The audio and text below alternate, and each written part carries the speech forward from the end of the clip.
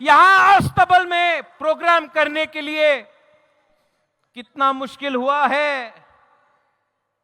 अगरतला में Congress party rally कर सकता है, किसी को आपत्ति नहीं है। अगरतला में सीपीएम पार्टी यहां में प्रोग्राम कर सकता है, किसी को आपत्ति नहीं है। लेकिन बुकुंगबारा पार्टी अगरतला में प्रोग्राम करेगा तो कैंसिल होता है, रोका जाता है। लेकिन थानसा था ना, थानसा है ना, तो दिखा दिया आज अगरतला में तिप्रासा का पावर को।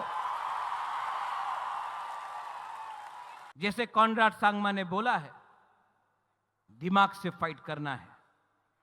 थानसा है और आज तिप्रासा अकेला नहीं है। आज तिप्रासा के संग मेघालय है, मणिपुर है, नागालैंड है, आसाम है, दार्जिलिंग है, अरुणाचल प्रदेश है, सिक्किम है। अनेक जन बोलतो তুমি কি করবে, তুমি তো পাহাড় দিয়া থাকে, পাহাড়ি মানুষ কি করবে। আজকাল দেখে নাও পুরো নর্থ ইস্টে থানসা হয়েছে।